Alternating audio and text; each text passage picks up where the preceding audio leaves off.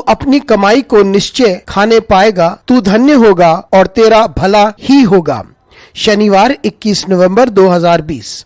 आज के मनन के लिए मैंने आप ही के लिए चुना है फिलिपियों अध्याय 4 और उसका पहला वाक्य। इसलिए हे मेरे प्रिय भाइयों, जिनमें मेरा जी लग रहा है, जो मेरे आनंद और मुकुट हो, हे प्रिय भाइयों, प्रभु में इसी प्रकार स्थिर रहो। आपका दिन आशीषित हो। कितने आनंद की बात है जब हमारी कोशिशें फल लाती हैं। आइए इस वाक्य पर मनन करते हैं।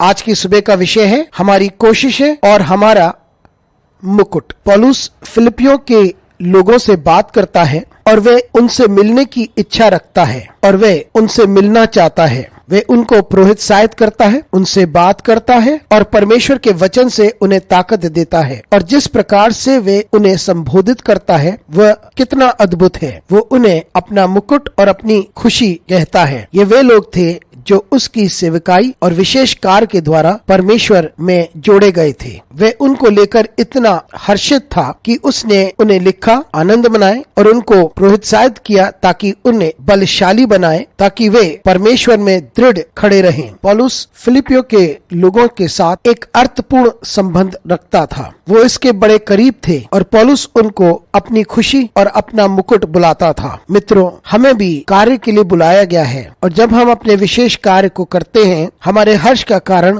वो लोग होने चाहिए जो प्रभु के पास आते हैं। हमारी खुशी और हमारा मुकुट वो फल हैं जो हम बोते हैं। हम परमेश्वर के वचन को बोते हैं, हम लोगों की सहायता करते हैं ताकि वे परमेश्वर यीशु मसीह के प्रेम को समझ सकें। हम लोगों की मदद करते हैं कि वे परमेश्वर के वचन में दृढ़ हो जाएं और जब वे परमेश्वर की ओर आते हैं तो वे हमारे फल हो जाते हैं। और पौलुस ऐसे लोगों को अपना मुकुट और अपनी खुशी कहता है और यही हमारा सेवकाई में प्रतिफल है। इसके अलावा और कुछ नहीं। सेवा में वही लोग जो प्रभु के पास आते हैं, जो प्रभु को ग्रहण करने के बाद प्रभु के पास आते हैं और उसे अपना मुक्तिदाता स्वीकारते हैं और अपनी जिंदगी को उस योग्य व्यतीत करते हैं जो हमारे सृष्टिकर्ता के योग्य है। और ये प्रतिफल उन सेवकों के लिए है जो परमेश्वर के वचन की सेवा करते हैं। हम बहुत सी चुनौतियों का सामना कर सकते हैं, हम परेशानियों और कठिनाइयों का सामना कर सकते हैं, हम दुख और दर्द का सामना कर सकते हैं, लेकिन जब हम उन लोगों को देखते हैं जो प्रभु में दृढ़